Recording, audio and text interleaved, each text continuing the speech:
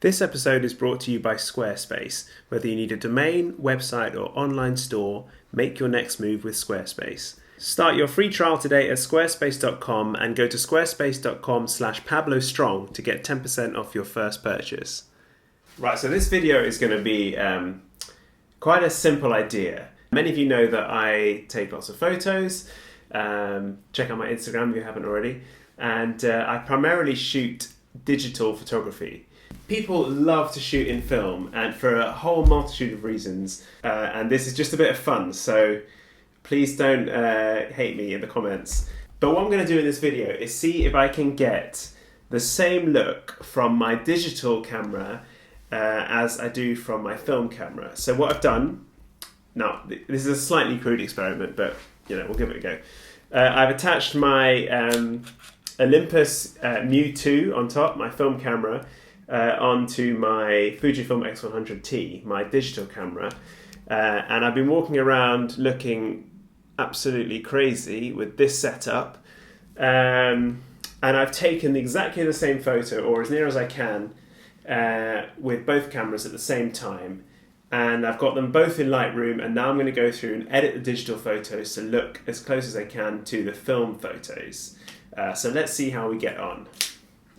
Right, so we're going to start with these photos here. On the left we have the mju with Kodak Portra 400, and on the right we have the same photo but a raw digital file.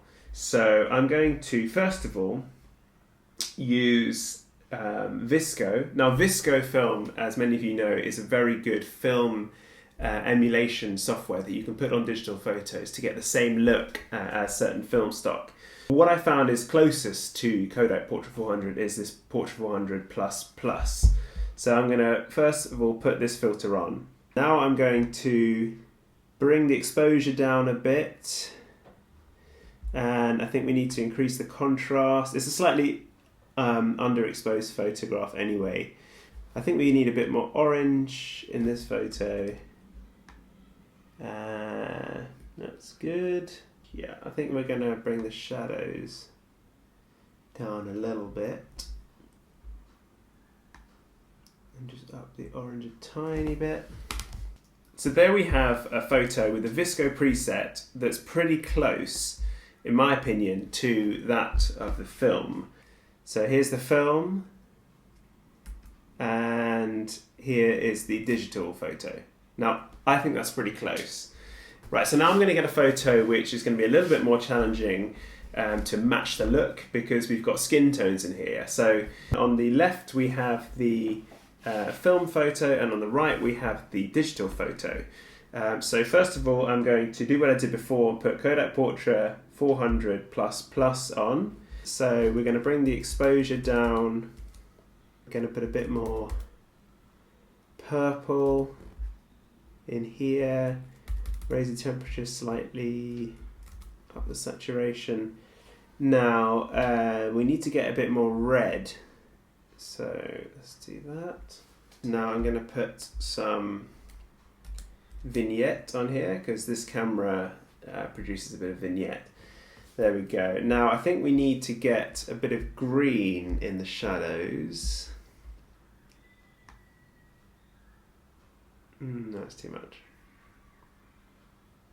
I've actually picked the worst room in the house for this, because there's so much light coming in, I can barely see my screen. I can't see anything.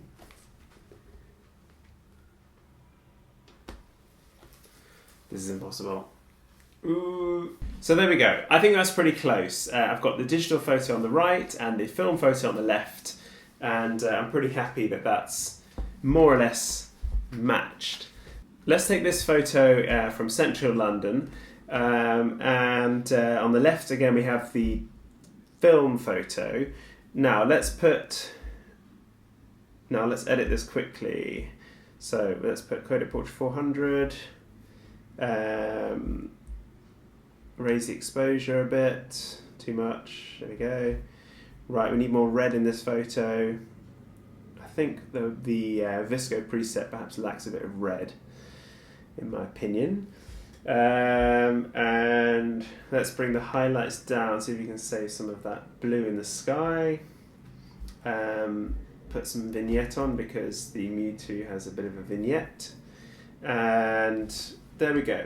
I think that's pretty close to my eyes. So again, I think that's pretty close. Let me know in the comments with these photos which ones you think I've managed to get the look, which ones you think perhaps I haven't, or any thoughts on this. But so far, I must say that I'm getting a very similar look from my digital photos as from my film photos.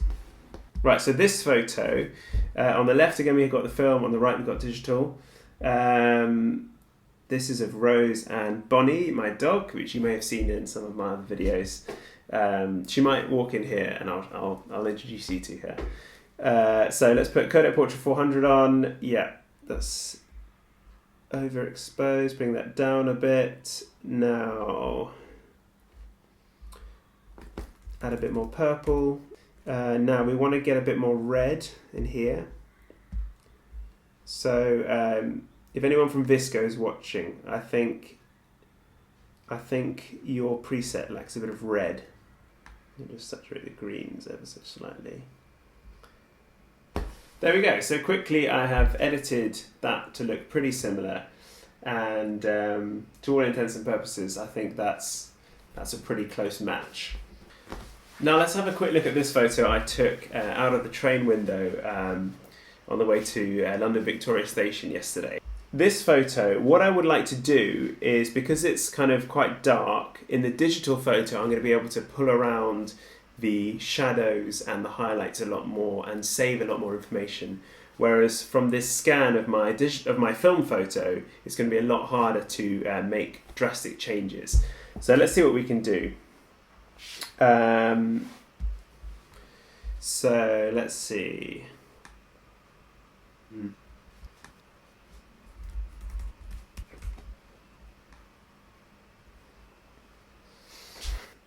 So there we go. So I've got the photos looking pretty similar, but now if I were to use this digital photo on the right, what I would like to do is bring out the shadows, maybe up the contrast,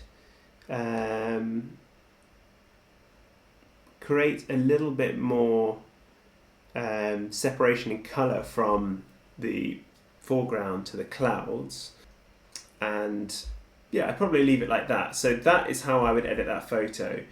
Now it's going to be a lot harder if I just show you here with the film photo to make these changes. So if I bring up the shadows, bring up the contrast, we're already starting to lose detail here. We're starting to lose some of the darks, and I'm not able to fiddle with the file as much as if I fiddle in with the digital file.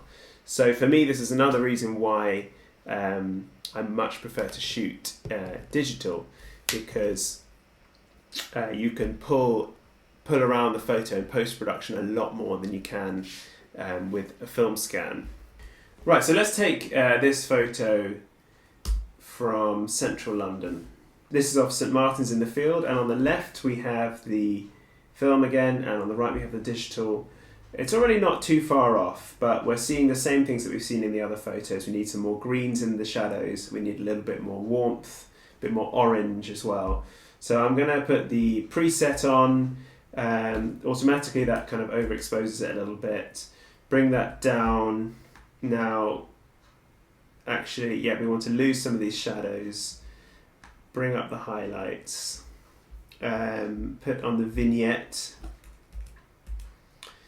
like that, and actually that's pretty close. I just think we need a bit more orange in there, so let's just saturate the orange slightly, and I think actually we need to increase the luminance of that orange ever so slightly, maybe bring up the yellow a bit. There we go. So, in my opinion, again, that's very, very close to the film one on the left. And this little photo of Bonnie, again, Kodak Portra 400. Now let's bring down the exposure, up the contrast a bit, I think it needs a bit more warmth. Actually, that's already pretty close. Right, so I hope that's been useful or interesting for you. Now, just to clarify, I'm not saying that film is better than digital photography or the other way around. There are plenty of reasons to shoot both. I personally enjoy shooting both. But I just wanted to show that you can get a very similar look with your digital photos as you can with your film photos. Now, I know that's been a slightly geeky photography video for you. There are plenty more other types of videos coming, like the streets of London and vlogs as well. So make sure you stay tuned for those. Thanks for watching, and I'll see you next time. This episode is brought to you by Squarespace. Whether you need a domain, website or online store, make your next move with Squarespace. Start your free trial today at squarespace.com and go to squarespace.com/PabloStrong to get 10% off your first purchase.